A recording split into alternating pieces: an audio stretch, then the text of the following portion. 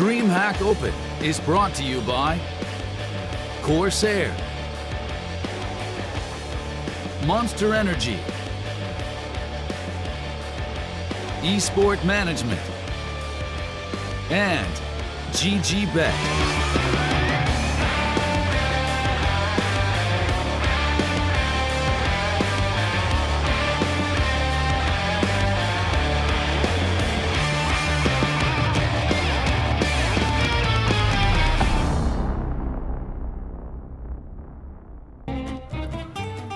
Welcome back to the DreamHack Open. We're coming to you live from the Parc des Expositions de Tours, France.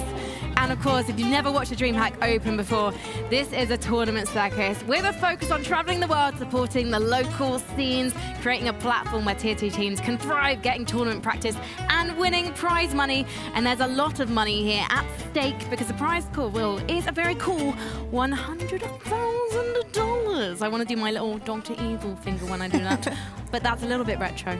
There isn't $1 million, $1 million billion, but that is quite a lot of money. You can buy a lot of baguettes with that. Wow. I've succumbed to it.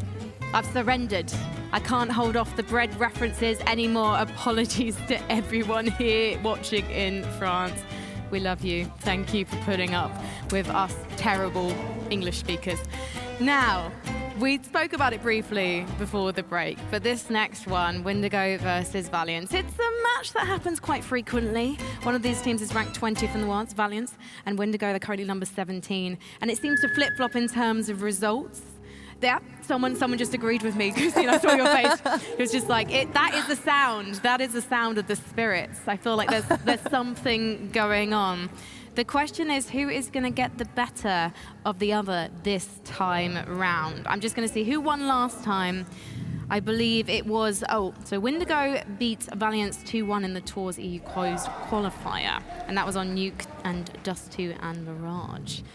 And it seems to be the same map picks every time, Potter, when these two play each other. Yeah, you know, and Windigo is one of those teams that surprise on LAN, but they're pretty dominant online, I'd say. And so they definitely have a pretty good showings online, and they have been here for the past few years, I'd say. Yeah, if you look at both the teams, I think there are a lot of similarities in both of them, where they were kind of like these tier 2, tier 2, tier 3 EU teams who no one really cared about for a while, and then they had really good online runs where people started to take notice, then it go to some smaller lands like the Opens, and everyone's like, can they pull off an upset? And they do, right? So they've been on a upward trajectory, so to speak. And even if you look at the star players, you look at players like Esperanto, Poison, young players who are really, really catching everyone's eye. So if you look at these two teams, I think they really stack up well against each other. For sure, and I mean, we speak about on Valiance, we speak about Hunter, we speak about Esperanto, but man, Nexa, in Rio, when I was watching this guy, he was so clean and crisp in his kills, and the amount of multi-kills that he was getting and setting up for himself was really impressive. Well, they're a whole bag of crisps, that team, and we'll be munching on them soon because we need to take a look at the bracket. Because we saw, of course, earlier Mouse kicking off things for Group A with a win over Instinct, but this match is definitely going to be a lot closer, and personally, I can't call it, so I need you guys to break it down for me so I can make a much more informed decision. The one thing I'm pretty sure about, Blair, is we're not going to see Vertigo in this matchup. We're not going to be seeing Vertigo, and we're not going to be seeing Overpass. These are the two maps we're going to be taken out. But I think every other map is open for the picking, right? I don't know what it's going to be. Could be a Mirage, could even be an Inferno or even a Nuke if if they really want to go that way. But talking about this matchup, if you look at all the games we've had so far, sure, the G2 French Frog game didn't really pan out the way we expected it to. But if you look at on paper, the first game, Mouse Sports were the firm favorites. So the second game, obviously G2 were the firm favorites. Coming up next is going to be Ghost versus Avangard, and considering the unfortunate circumstances of Ghost, Avangard the favorites. This game, I don't know, it's wide open. It definitely is, and not only that, I think this is such a good setup for both of these teams to be able to play versus each other on such an even playing field, knowing that they have Mouse waiting for them right after this. So this is a good warm-up for themselves to start off the tournament, face a very similar opponent in yourself to prepare yourself for the strong raid boss that's waiting for you at the end there. Is this going to be a game of mentality? Is that what it's going to be about? I think it would be a game of mentality, and also I feel like it could be a spot where they kind of start overthinking things, and they kind of screw it up because of that, right? Like when you start trying to play your own game, I think that's the right attitude to have, that's the right approach to have.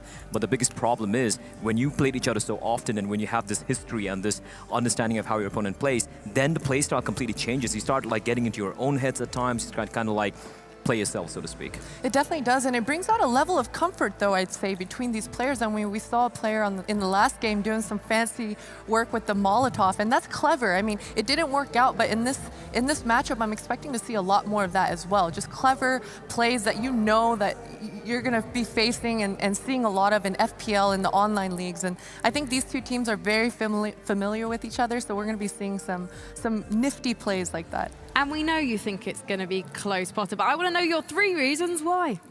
All right, so I've got the 3 reasons why I think this match is going to be close. And reason number 1 is, again, we've mentioned rank number 17 and rank number 20 coming in. Both these squads, they're so close together in that ranking system, and they play each other very often, so that's why it's going to be very close. And reason number 2 is Auto versus Poison. Both of these guys are the oppers on their respective teams, and I would say that they're a little bit more quiet oppers on their teams, but when they pop off, they're definitely very dominant in the server. And reason number 3, very similar map pools. Neither of these teams play Vertigo, and so I think it's going to come down to, as Blair mentioned, an Inferno or a Dust 2. Blair, let's speculate on what the map pick is going to be. So Hunter, I have to say, Hunter from Valiance, he's saying that Vertigo could be a map that suits the team in the future. It could be, but... So it could be something we might see, but maybe not today. Not today. Not in a best of 1, not in an opening game, right? You don't want to like really pull something crazy out of your bag. You might have practiced it, but it's a very different thing between practicing a map and doing your homework on it and actually playing it on LAN in a game that really matters, right? Both these teams want to get that win, get the second win as well, and not play it in day 2. They want to have an easy path to the playoffs. I'm expecting to see either Inferno, Dust, or Mirage, but I would say it's going to come down to Mirage. That's a map that both the teams are kind of comfortable on, and they might just go for it, and they're just going to go for punish bans on the other map. So Windigo is going to ban out Vertigo, Nuke, and Inferno, in my opinion. There we go. So Vertigo is going to be the first ban. Valiance is going to ban out Overpass for sure. And this is the cool thing for Valiance. It's a permaban, and it's also Windigo's best map. It's a map that they play and pick all the time, right? The next 2, I believe, would be probably Nuke and Train getting banned out here. There we go. So Train getting banned by Windigo, Dust 2 getting banned out by Valiance. I'm going to be leaning towards Mirage here. Mirage. I'm kind of disappointed we're not going to see Dust 2. There we go. I want this grudge match to be a true brawl. Yeah, well, Mirage is kind of like a Dust 3 if you really think about it. Dust 3. It is. It really is, yeah. That's probably why it's one of the only maps I can play myself, as it turns out. And well, I'm not good. Let's not talk about that. So in terms of Mirage, how are these teams going to get the edge over each other, Potter? You know, I'd say teams that are very close together in skill level, close together in their team dynamics, tend to always fall on Mirage. I think Blair is absolutely right. It is the Dust 3 of Counter-Strike Go. It's a map that each player feels so comfortable on. Even if they're not as comfortable with their whole team, they're going to be comfortable individually. And I think that's really important, specifically on that CT side.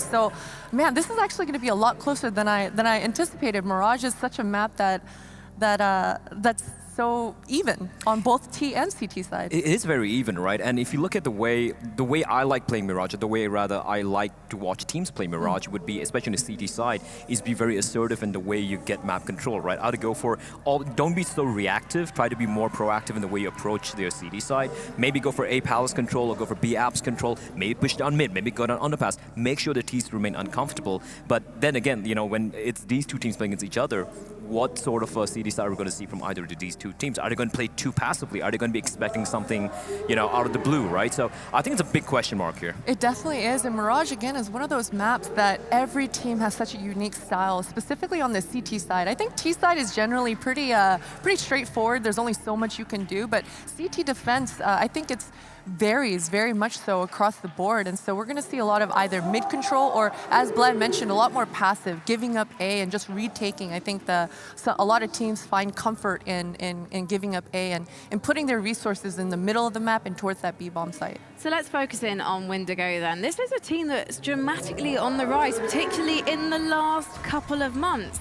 Do we know a reason for why that might be, Blair? Well, firstly, this kid on the team, Poison, right? I mean, what a phenom. Like, this guy's amazing to watch. We have, of course, the usual suspects. We have, like, Bubble. I think it's Bubble. It's not Buble, right? It's Bubble, right? Let's call him Buble. it's more French. He needs an accent aiguë on the E for Buble. He's a bubble. All right, he's a bubble. He's a bubble. So if you look at a team, the really cool thing about this particular team is the fact that apart from Poison, who's kind of like the star player, the star opera of the team, and he is going to be a very key factor in this matchup if they want to win it, right? But as a whole, I really like the way they play Counter-Strike. You know, it's structured. It's not like something crazy. It's not like super ultra structured or whatnot, but they understand each other very well. If you look at the way they go about their CD side, even the T sides, like the trade game is on point. They know how to play the maps they like to play on.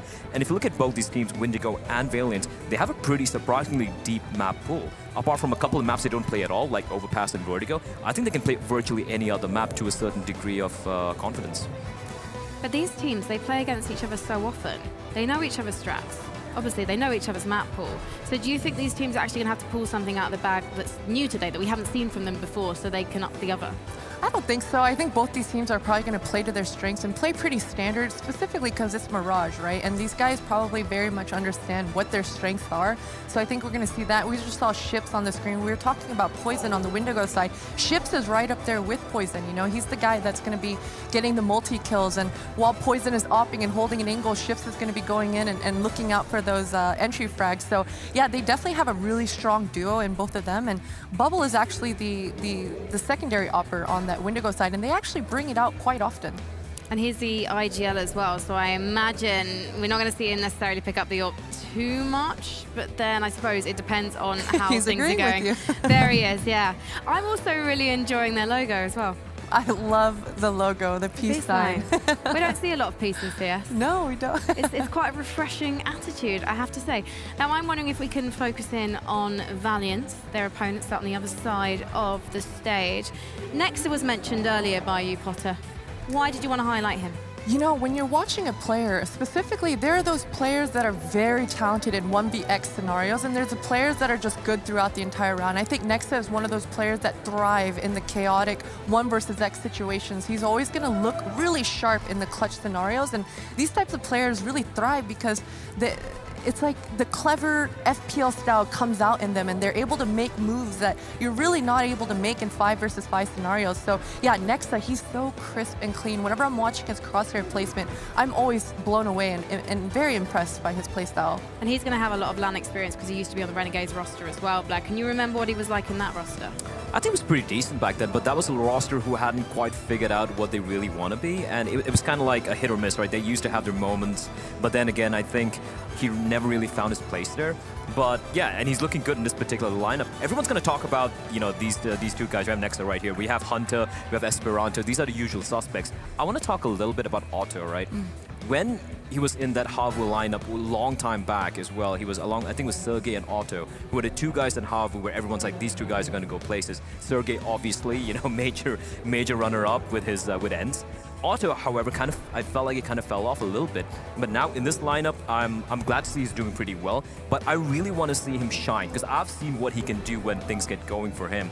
And on a very good day for him, I think he could potentially outshine anyone in his team, even a Hunter, even an Esperanto. So I would really like to see Otto do a little bit more than what he is doing right now. I definitely have to agree with you. Otto had quite a slow start in Rio, and he only really had one match, I believe, where he really popped off. And so because of that slow start, he's going to have to really focus all his energy on making sure that he starts off the match strong, because on the other side of things, Poison, with that Oppa Mirage, it's going to be quite difficult for him to hold him down. I came into this thinking Esperanto, he was going to be a player to watch with Valiance because he was the player on the Imperial. He was their star. And actually, does he risk fading into the background in this roster? Because he seems very inconsistent with this team. We always have to mention the name Esperanto when we're talking about this team. However, he's a name that there's a huge question mark surrounding this player. I mean, he had one event where he was at the very bottom of the stats board between all the players in the entire tournament. Then the very next tournament, he was at the very top, right? And so that sort of consistency hasn't been formed for him yet. And yeah, it's definitely a huge question mark.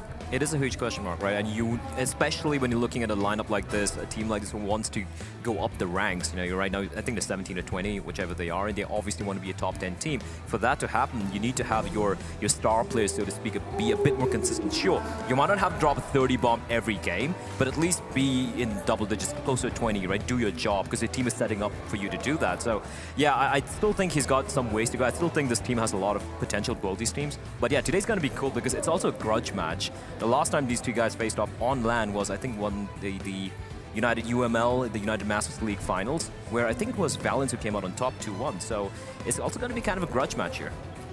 So, predictions, that said, Blair. Oh, this is rough. Who is your money on? Because last time they did meet on LAN, as you said, United Masters League Finals, it went the way of Valiance. Yeah. Just a little hint for you there.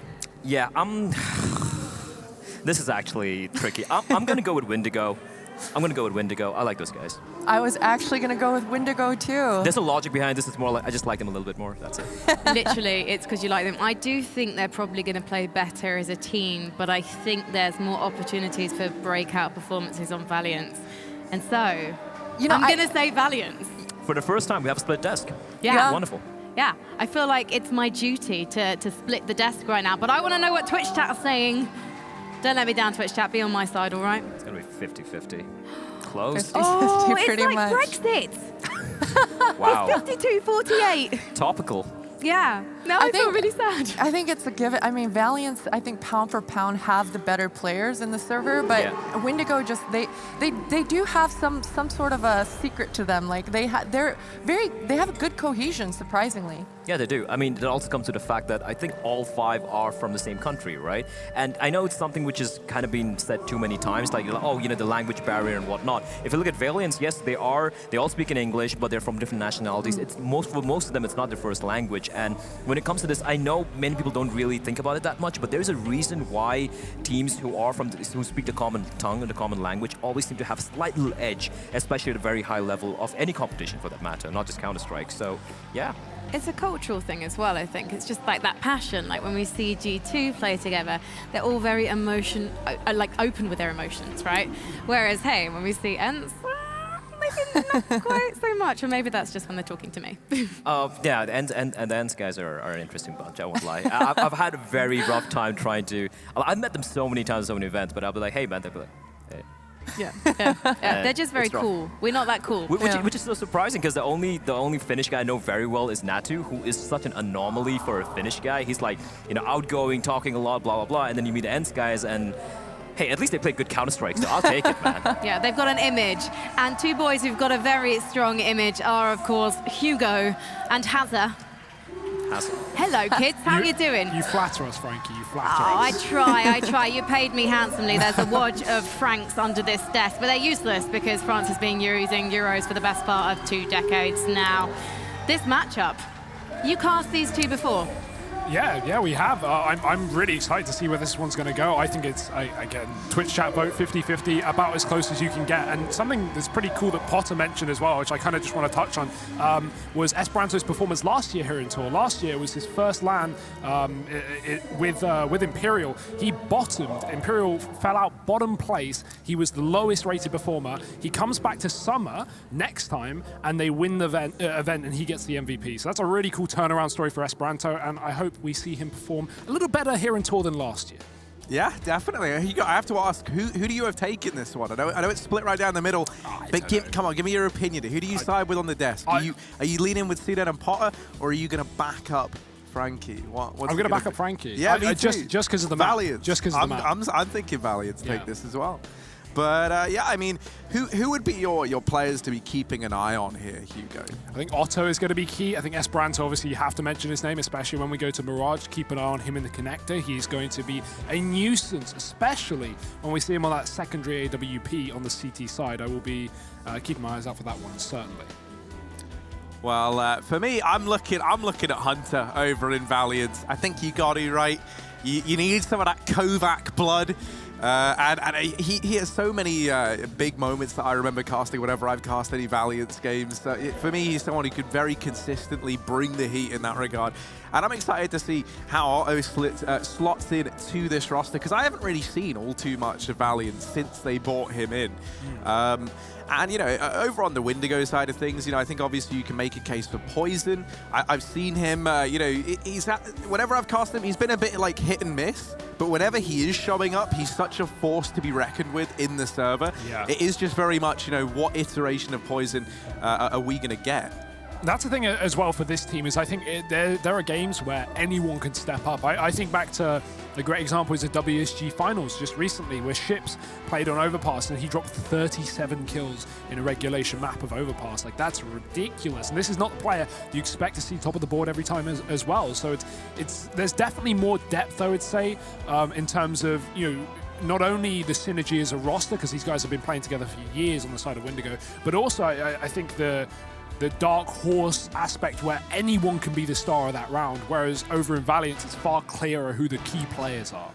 Yeah, something else that you just brought up as well is just how long this Windigo roster's been together. And, you know, even if you look at individuals, right, we have like that kind of friendship between, you know, Bubble and Victor, for example, right? Those two have years under their belt playing together. So I do love how they've stuck together. But will they be rewarded for their loyalty here in this matchup as this gets underway? Windigo versus Valiance, and we're here on Mirage. Windigo over on the CT side, Valiance kicking things off on the T side. Hunter's got a Molotov, Lenny's got a smoke, and already one of those smokes that was picked up by Hunter's gone down into the window. This is looking like a fast A play. Yeah, immediately up into the connector. Bubble gets gooshed, and he's got to run right back. Esperanto can't finish off the kill, but Nexa can certainly open up. Blocker falls, and this A site is crumbled for Windigo. Not a single kill to their name. Valiance, what a start. Caught them off guard completely with the pace, and of course, cutting them out of middle as well allows for that fast connector split. Great work from Valiance in the pistol round. They'll take it without a single casualty. Yeah, quick and clean from Valiance. Windigo, they're caught sleeping at the wheel in that pistol round. And now, just the full eco. This is where Valiant should look to move 2-0 up, start to build a bit of a lead here over on their T side.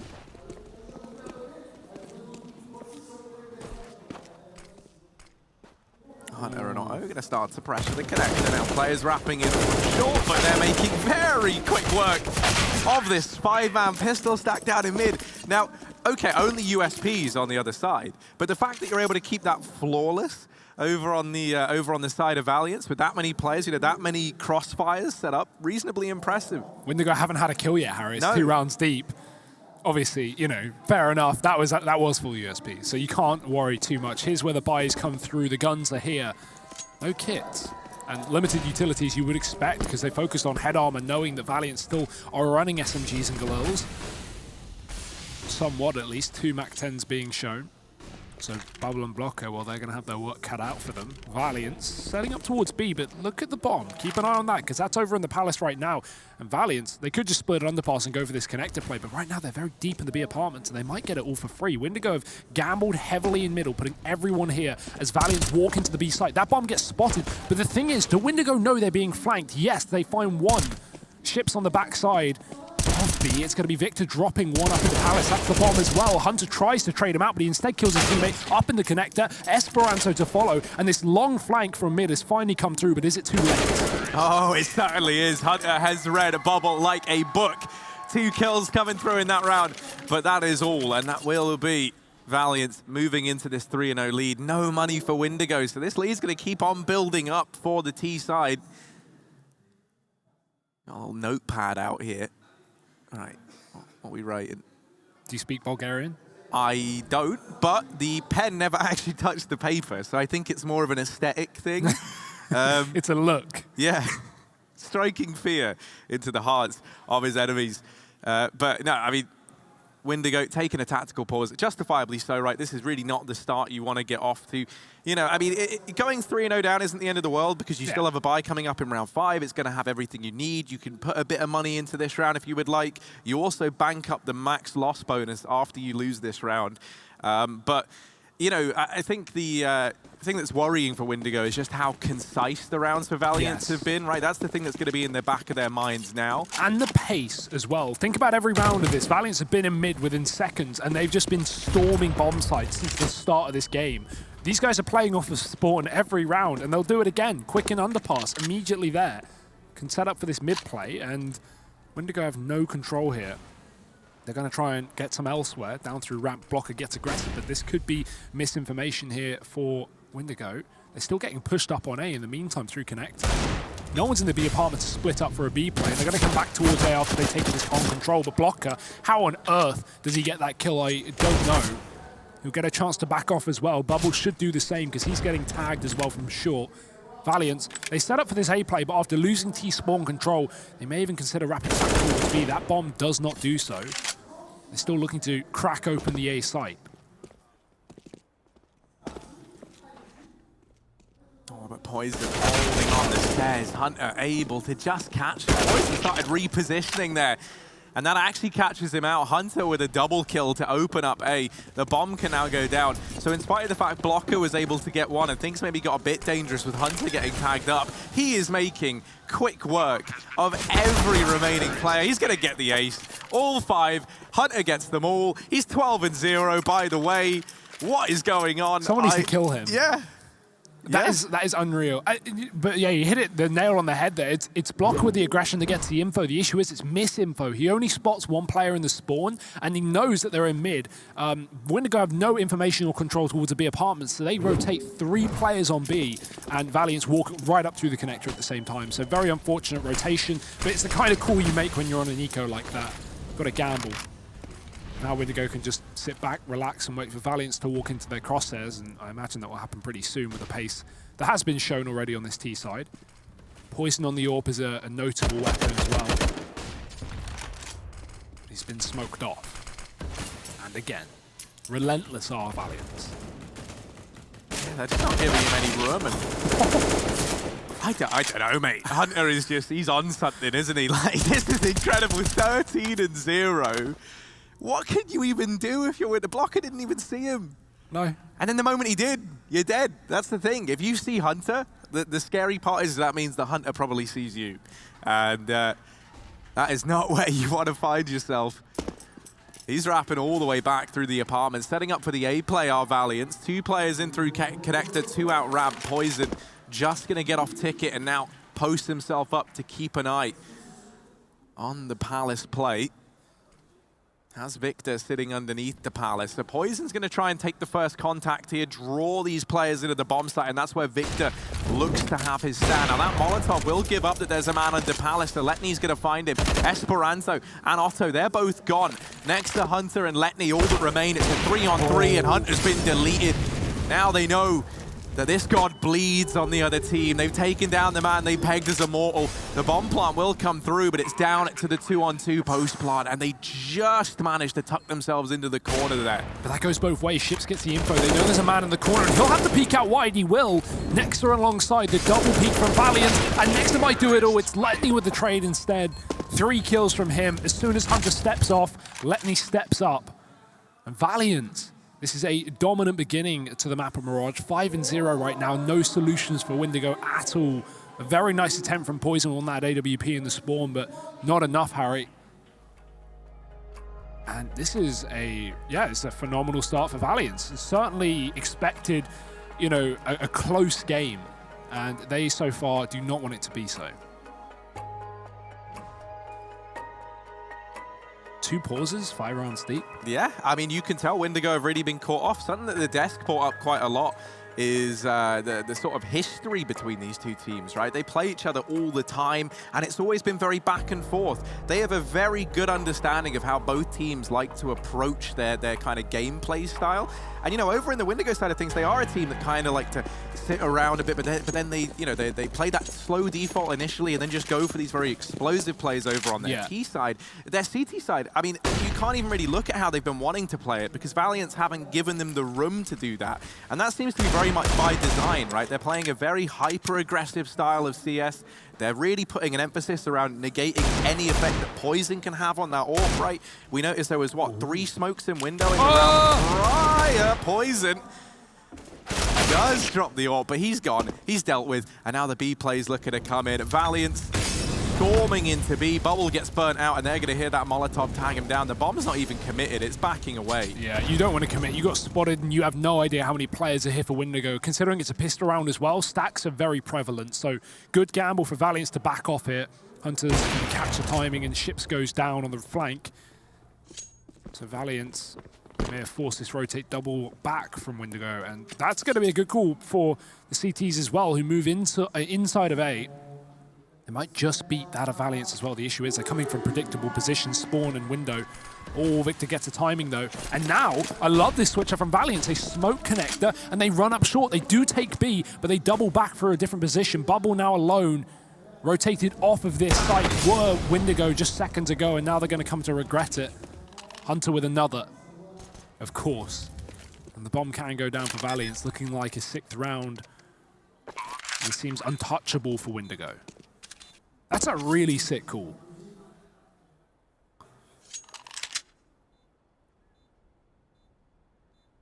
Yeah, I mean, I remember when we got to see Valiance play back in the minors, right? And everyone was pretty surprised at how deep they are able to go. They look like a team that no one had really paid all that much attention to. Yeah. They were always a team, like a very good upset team that would take victories off of top dogs every now and again.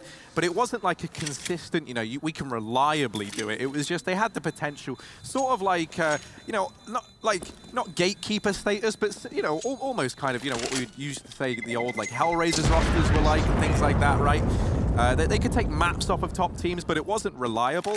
And then, you know, we kind of saw at the minor and the events leading up to that, a very different Valiance, right? It was, they performed spectacularly well there. And they kind of took everyone off guard in a lot of it. Now, it's kind of kept up, you know? Valiance looking good. And I'm liking the fact that Windigo just don't seem ready for this pace that's being set, right? We've already seen so many pauses called in. For two teams that play each other so much, Blair kind of touched on it over on the desk, because, you know, you can get in your own head a bit, you try and change your play style, but the change in style looks like it's working for Valiance. This round, however, maybe not. Victor and Bubble, they're lighting up the scoreboard. They've gone for the aggression back.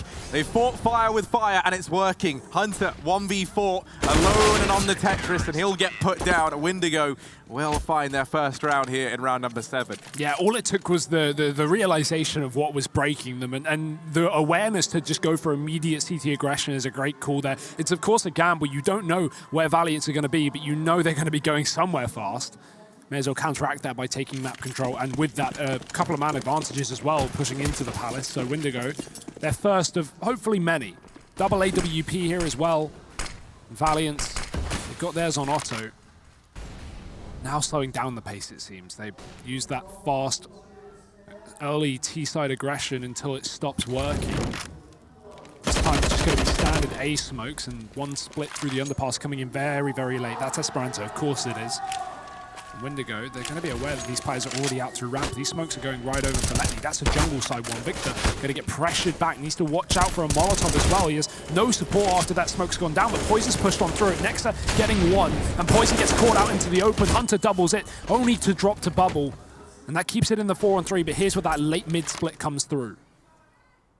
Yeah, Esperanto could do absolutely everything here. He's very much the linchpin in this round. One of the most important factors for Valiance could be the make or break, and as he shuts down Bubble, this leaves Ships all on his lonesome, hung out to dry back in CT, but he does have the AWP, and this is a very long angle for him to try and do damage from, but it doesn't matter because Nexus swinging wide cuts him down, and Valiance, they are straight back in with another round. 7-1 up now. Looking so clean as well. Just really nice entries from them. Individually, we're seeing all the players that we want already, and more, really. Well, like, who could have expected that from Hunter to start off this game? Continued by Nexa in that one. I don't remember who it was against, but I always remember there's like this ace of Hunter on Dust 2, where he's just holding down Catwalk with an AK. We cast it at the minors, and it was just one of the most incredible. And ever since then, I've been like, nah, this guy's just actually incredible, and we'll do this every game. And he basically does.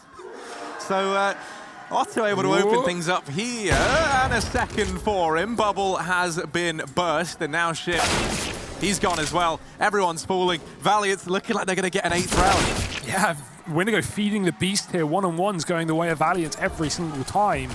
And Blocky knows there's a man up in the window. Hunter's already killed his teammate. Timing might be awkward. Victor moves up, and Hunter moves out and in with another kill. Third presenting itself, but Blocker does deny him. In the meantime, bomb goes down, and Esperanto splits ramp. It's Valiance with an 8th. And Windigo, they are getting silenced here, Harry. Another pause. I imagine their third tactical, because that's the thing. You don't want to use them all in the first 10 rounds, but if you're 8-1 down, you might have to. I don't even get what you could say tactics-wise. They're like, okay, guys, right, we need to find Hunter. I'll let you know. We need to find Hunter and just never go near him ever again. Because he's what, like 20, he's almost 20 and 3. He's 18 and 3, I think, right now. Mental. But yeah, he is having an incredible game. And I'm not even sure he put a stop to that, but they're going to have to if they want to have any chance in this matchup. Windigo, not even 10 rounds in and 3 pauses used. Something is not working. And I do just think a lot of it is this confidence that Valiance have now. You know, they're just taking every fight they can and they're winning it. Yeah, if it ain't broke, don't fix it, Harry. Valiance sending a message here in this dispute, in this rivalry. And where it matters as well, opening game of tour. To get this first win sends you to the possibility of, you know, not even having to play tomorrow. Get that 2-0, get through the group straight to the semis if they do so, please. But will Windigo let them? Bubbles close. He's got a shotgun, and he's not alive for too much longer. Hunter opens up onto that B site, and Nexa will follow. And as expected, this one will just fall apart for Windigo. It's only pistols, really. Esperanto, this lurk has been, you know, really annoying for Windigo.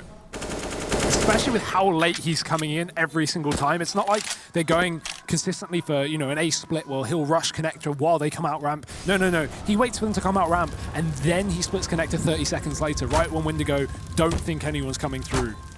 Poison running through a Molotov, but he's not going to get any kills here.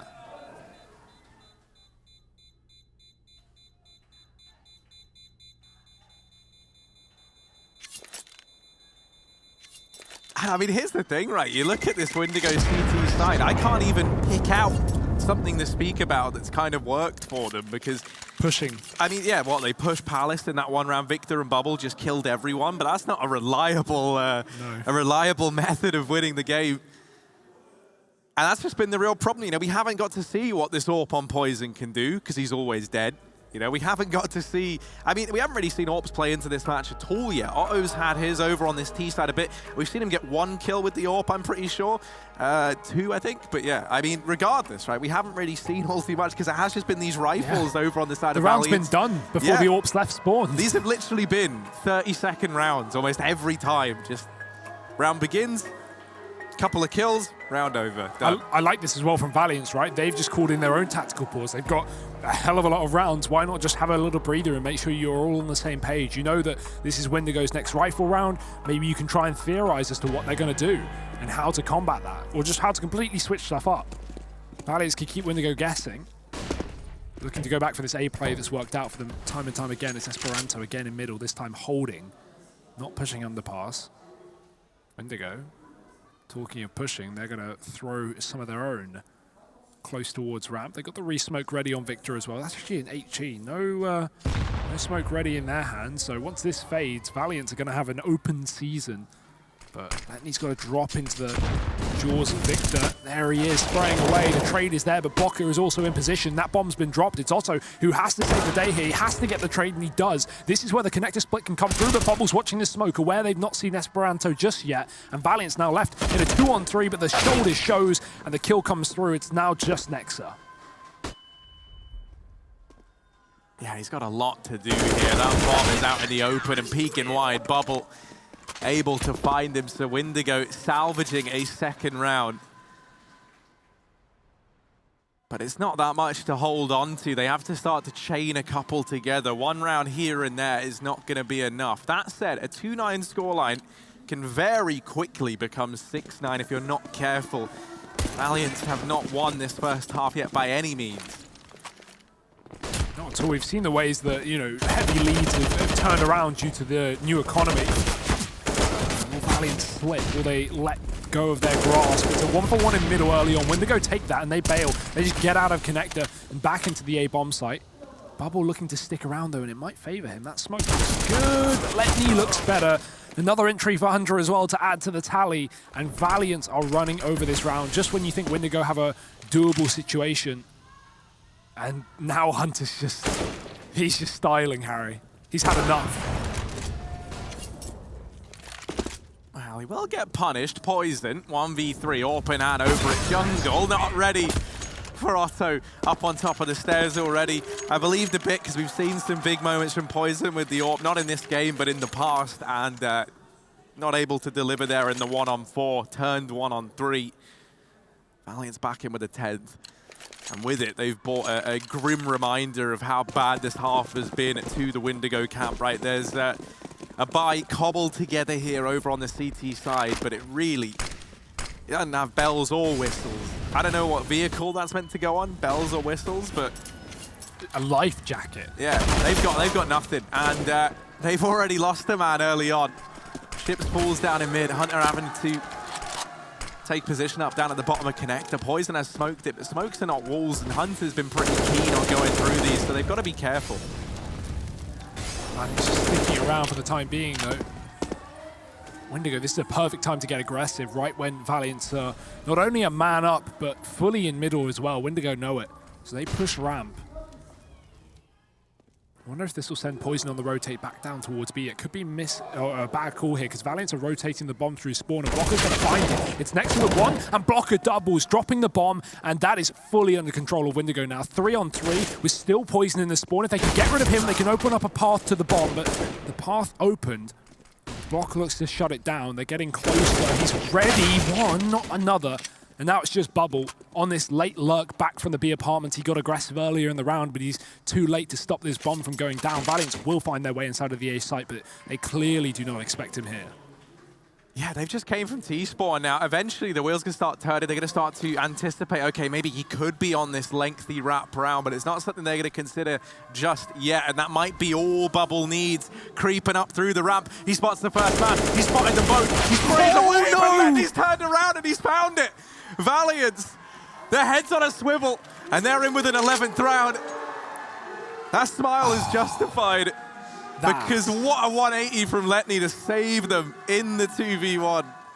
The full spray conversion attempt as well. That is so painful to see it go that way. You understand why he goes for the spray, because bursting, you have to give a little bit of time in between burst shots, and maybe he didn't want to give that modicum of a moment away. Issue is it comes back to bite him. Windigo pushing mid in this one. They're getting very aggressive, and they're going to walk into the gunfight. 3 T's on the other side waiting around, and even the underpass split as well. This round has only been on for 20 seconds, and it's almost over, a 1-on-2. Ships is immediately out of B, but he's not armed for the job. Valiance with 2 AKs versus the lowly MP9. However, he has found himself a 1-on-1. If Hunter gives it to him, walking through the smoke, and Hunter's ready. Of course he is. It's Hunter. 3 kills in that round. And this is a domination.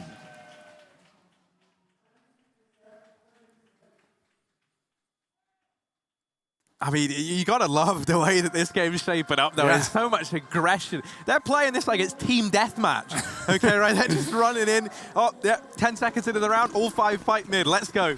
Well, this one might be a bit slower, at least from the Windigo side, but Valiance certainly aren't applying the brakes anytime soon. They've got 4 players over in the apartments. Now, we've seen Valiance go B maybe twice this entire game. So they've been very conditioned on the side of Windigo to stack this A side of things.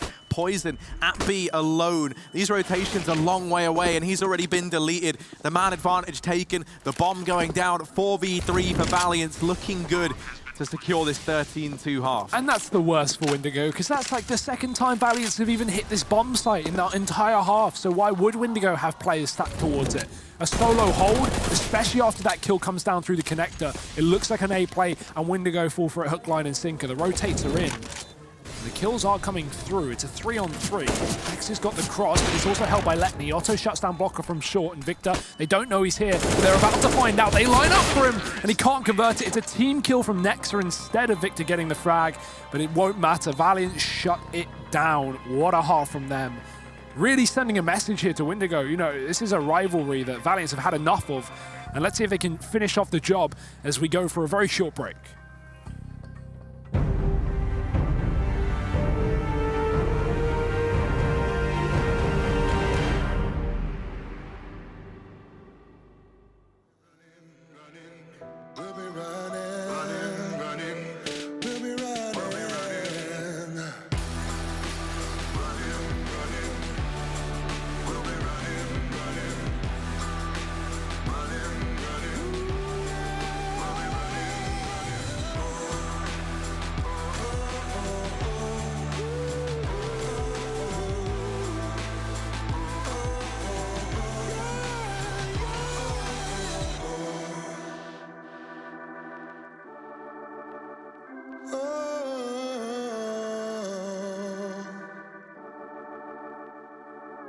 I can't wait to be there, me and you alone, alone, in a paradise that we can call our own.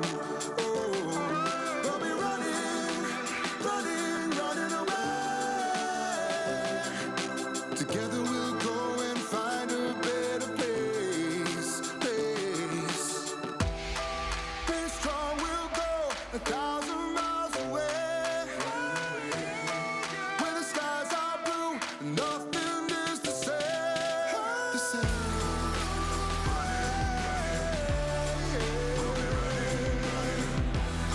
We'll be running, yeah, yeah, yeah. We'll be running,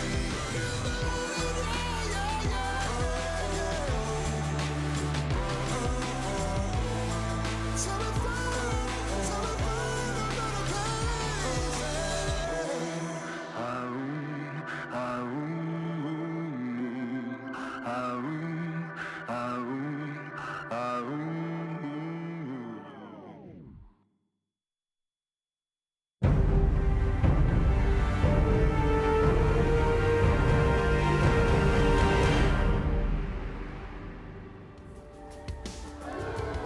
An absolutely incredible performance from Valiance, and one man in particular, Hunter, is rising to the occasion on this stage. 27-8 at the end of that first half, 176 ADR.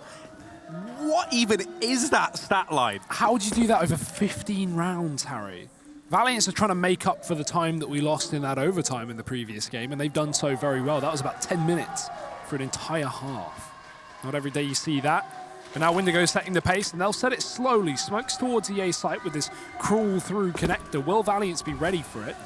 Nexa, back a CT. He's going to have to be keeping his eyes on both the con side and the ramp. The issue is this smoke's gone down, and now Windigo found themselves inside of the window. This bomb still needs to get through ramp, though. And Nexa is being pressured from two positions. Victor's going to come up above, and Ships will also dive down onto Otto. Nexa staying alive inside of the site, just buying time with two.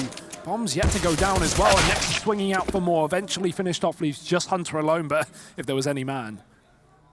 Oh, if there was, but nope, Ships sinks him, and that will be the round going the way of Windigo. They want to try and keep this dream alive.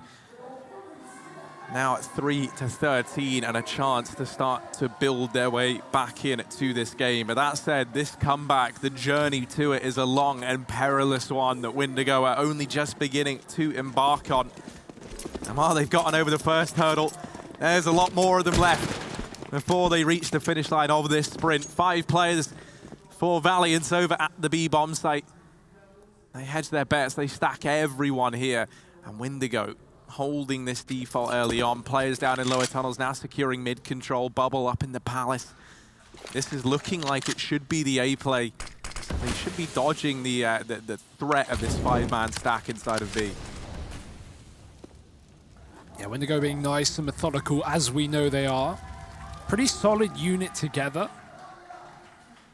As we highlighted before the game, we haven't really been able to see that, though, this map.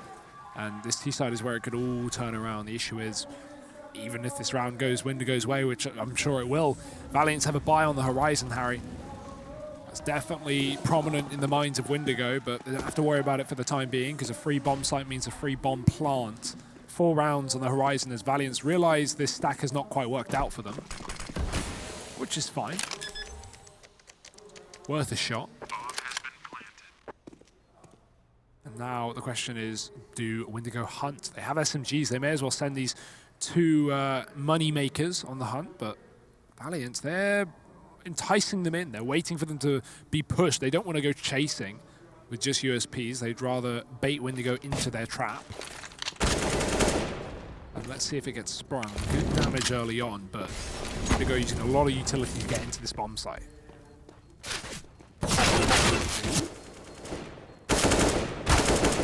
These pistols are doing damage, but not much more gonna come through.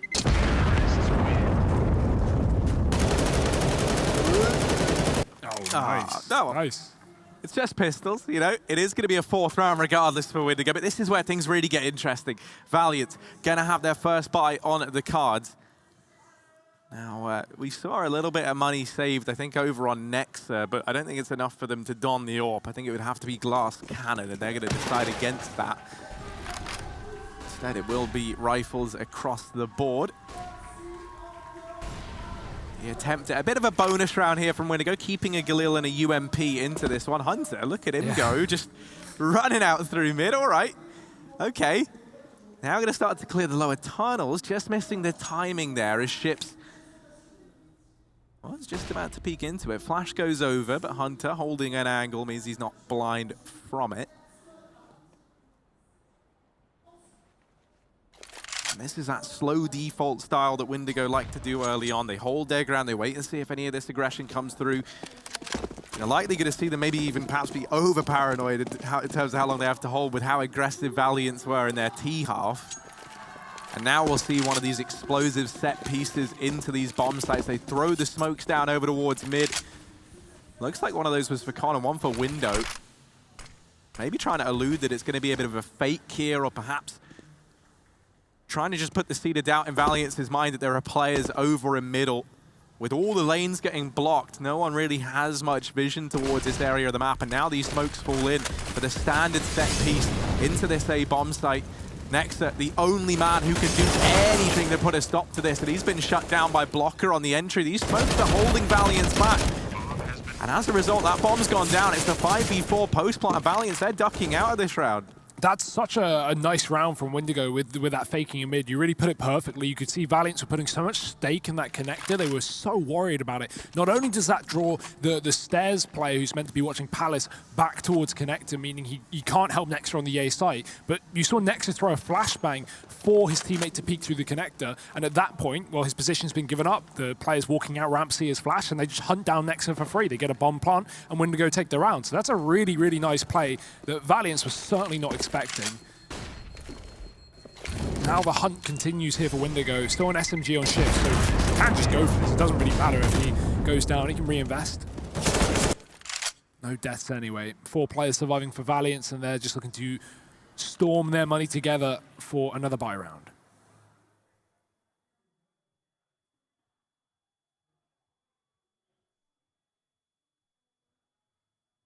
Yeah, I mean, you know, for Valiance, one of their big keys in that first half was Hunter having such a phenomenal game, and it's a lot harder and a lot more unreliable to try and keep that up on your CT half, right? We need to see the rest of the squad now formulate around Hunter, and, you know, everyone kind of start to pull their weight equally. You can't just rely on this man anymore if you are Valiant.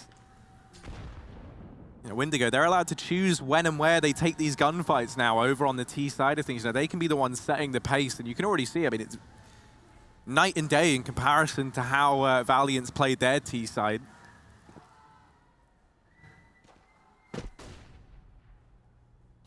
It's just another slow default early, waiting for that aggression. None comes through once again, and now they're going to be setting up for this A-bomb site. Looking like they might just do a rinse and repeat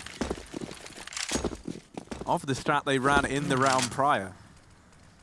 But this time Valiant are not playing that passive setup. They're close towards the ramp. They're going to have info on this one as it comes through. This will allow time to rotate. Nice smoke for Nex. That's perfectly timed at the 45-second mark, because now Windigo, they've either got to go through it or they've got to walk into a very, very heavily stacked bomb site. They'll do both. Esperanto straight in with the first kill. The trade is there, but Otto comes out through the smoke, and he's drawn so much attention that now the next contact can be made from Nexa, and he'll find a lot of damage. Flashbangs are there, and the kill finally comes through. It's messy, but a frag's a frag, and Valiance are full of them. One player left up for Windigo. Bubble in the open, and he's crossfired between two. Valiance find their 14th. The change in setup on the A site means the same strategy does not work for Windigo back to back. Hunter 30-9 now. He's all right. He's doing okay. What is that? But this is 14-5. Windigo, you know, they play a bit of a risk trying to run that same strategy again. They wanted to just go for the Hail Mary, you know, stick to what worked. Not just that, you're trying to condition Valiance, you know, get them worried so that when you throw that strat in again, and they set themselves up down in the ramp, you can actually follow that up, you know, with something maybe like a short to be, you know, something just to get them to over-rotate into that play. But now that it hasn't worked, Windigo are going to have to try and find something new. It's back to the drawing board here for this T side, and I think they might find some solace down in mid. Well, they've certainly found utility. Whoa. These nades have done so much damage, but Otto down in the lower tunnels. I think he tried to do the short jump, or earlier on in the round and missed it. So he goes down there, and that is the man advantage taken now for Windigo. They'll take that all day long. Getting trapped there is the worst, especially if no support from middle as well. That's a big kill. Nexa finds Bubble. The resmoke down in the jungle. Weird to see the CT side, but look at those shots from Hunter, so clean off the org, and he's found 3. They just walk into his crosshair, Harry. What? I've never seen just such a convincing performance from one player. Every fight he's been in, he's seemingly been on the upper hand. Multi-kills round after round for this man, and Valiant sit 1 away from a victory in their opening game. Windigo have nothing. The thing that's so frustrating about Hunter is you watch him and he almost makes the game look too easy because his crosshair placement is so good. Like, because when you watch it, it's like they're just walking into him, but it's like he just knows. He just knows. He's having a fantastic game right now. Windigo, the Hail Mary A play, they set up with everyone. 4 players down on ramp, 1 up in Palace. The smokes, the flashes, all raining in now. And Nexa making first contact. Esperanto will get deleted. The flashes rain over, and Nexa's going to get thoroughly afflicted by that. Blocker actually knifing him. The BM from Blocker. And they're going to back out of A. They decide, you know what, we're sitting 4 on 3 up. This isn't all said and done just yet. Let's slow things down, back to the drawing board. They're not going to rotate off just yet, though. Instead, trying to get that seed of doubt in the head of Valiance. And they will rotate players away, leaving just 1 man here to keep an eye on this A-bomb site. The issue with this call is they have no info or control towards anywhere else in the map. Valiance could have pushed B-apps, they could have pushed top mid, they could be everywhere. So you've got to have your guns out and your wits about at all times. Valiance have split 1 per site and a mid player as well. That's Hunter. Can also, of course, come in through that jungle and assist up on the A cross. Get at least information for Otto to play off the back of. It's back to the ramp though, and Windigo, so are they. 28 seconds as they begin to push through their arm, and there's a shot. Otto takes down Bubble. Now Hunter coming up from the top of the stairs. He knows there's a second player who has managed to cross, and they finally realize the blocker has been hidden under here all along. Hunter could even wallbang this. Victor's trying to get the split up through middle, and he's got a bit of a wallbang damage, but it won't make a difference. The issue is Otto's fallen. 9 seconds left. They need this bomb plant, and Shook needs that kill desperately. He'll find it. Letney can wallbang and win this game, and he's done exactly that. Just has to stay alive, and that is it. Valiant 16-5. They take the victory. Their opening game here in DreamHack Tour, and what a performance from them. Harry, we've been talking about Mousesports. We've been talking about G2, but there is a new team. Yeah. If they can continue that performance, we could be seeing them make a run here. Most definitely, right? This is the Valiance we wanted to see. They were one of the dark horses of this event, the ones that could just rise up from the mist and snatch victory away. And let me tell you, if they can keep the performances coming like that there, then yeah, I mean, you should feel scared about facing this Valiance team. And let's not forget, right, them and Windigo, they have like a tenured history of playing one another. Those are series that almost always went 3 maps.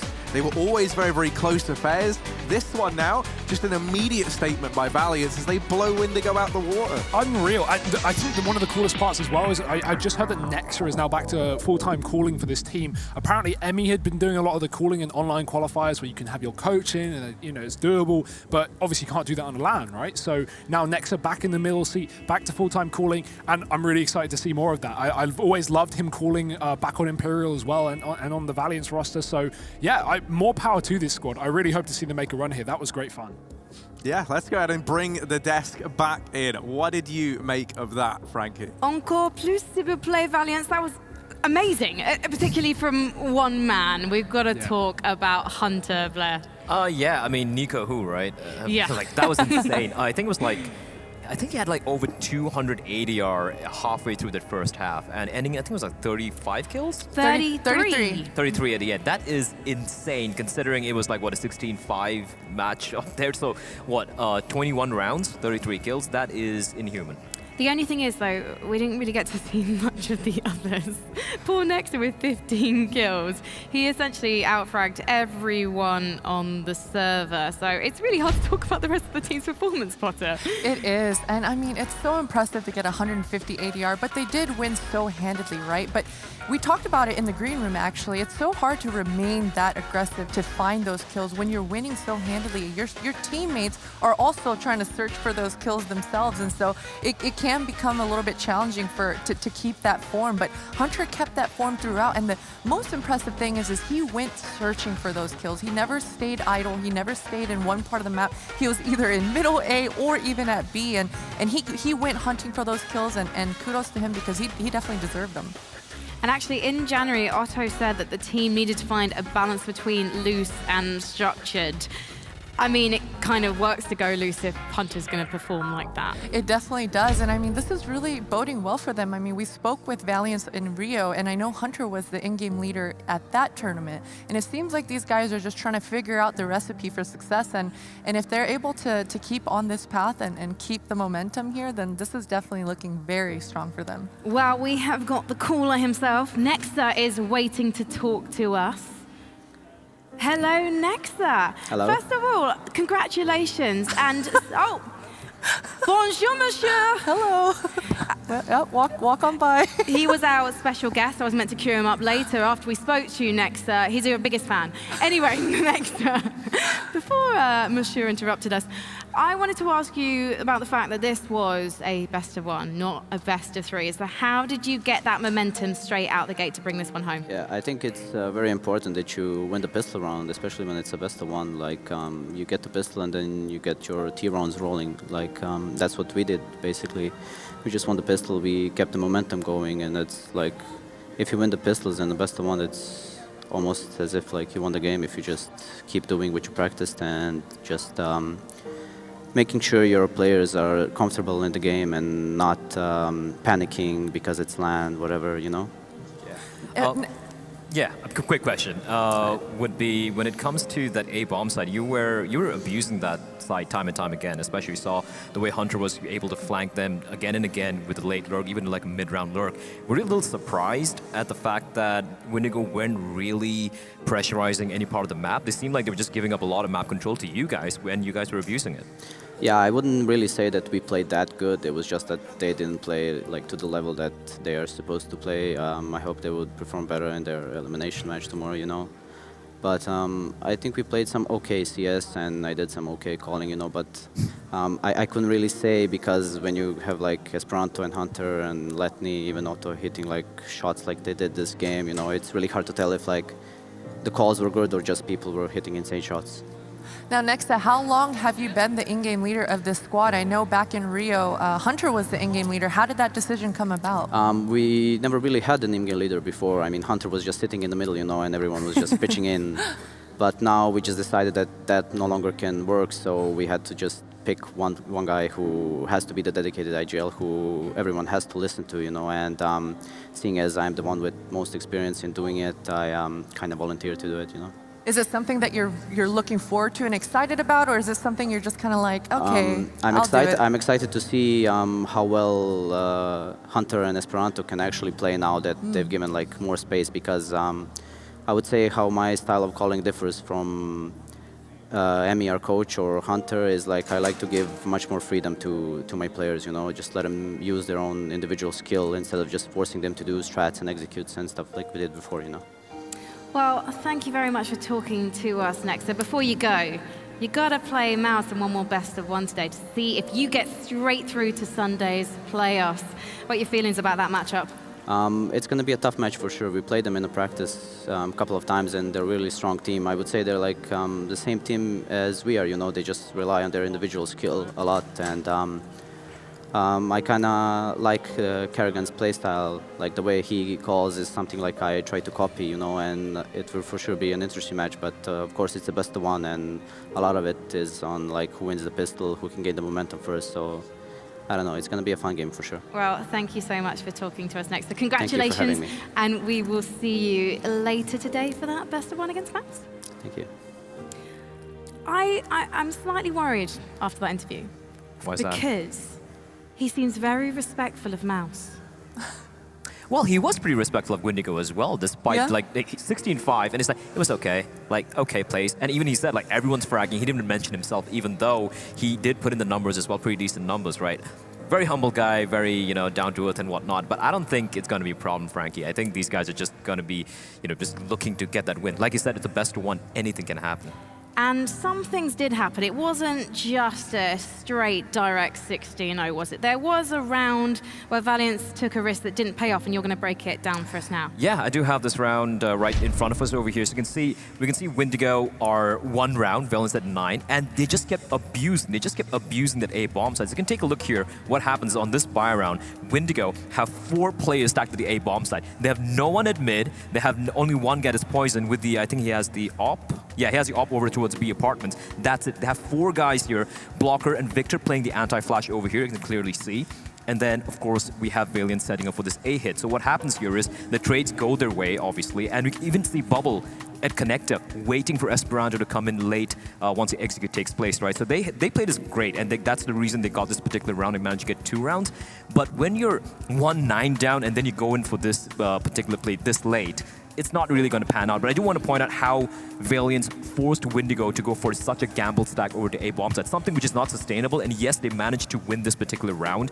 It came down all to Nexa, I think, in a 1v3, and he almost managed to clutch it out, but Valiance getting the second round on board because they had to react to Valiance just completely destroying that A bombs at time and time again. So just want to point out what Valiance forced Windigo to do. A sort of setup which you would never see coming unless you're getting banged out like that. And this is one of those rounds that perfectly illustrate how difficult it is to string rounds together on that CT side. I mean, Valiance here won their first round they only have 2 on the board at this point, but because they lost so many players now, they're in that weird pickle where they don't have the money, they just won a round, but now they can't really buy good guns, they can't buy utility. And I gotta point out Victor and Bubble over towards that A ramp. It's such a strong setup to be able to be in such a forward position and get early frags. However, you need to play your positions right and you can't force those kills. So even though Victor and Bubble got 1 kill each, 3 versus 3 over at A bomb site, it's always going to be in the T side advantage. So you have to play it a little bit smarter. You have to play for the overall picture. Don't tunnel vision on the 1 kill that you can get. Try to set your teammates up for success. I mean, I think if Victor didn't force that kill, hit a little bit more, and played off the aggro that his teammate is now getting, a multi-kill could have happened there. Absolutely. I mean, when you have 4 players at A and the T's are walking to the A bomb site and yet you lose 3 players and only 2 survive, that's not great, right? Yeah. That just kind of tells the story how they were missing the shots. But then again, when Hunter's going to drop a 30 bomb like that, what can you really do? Well, that is all for the first round of Group A, and we still need to conclude the first round of Group B, and we're going to do just that. It's going to be Ghost versus Avanga after the break, so stick around.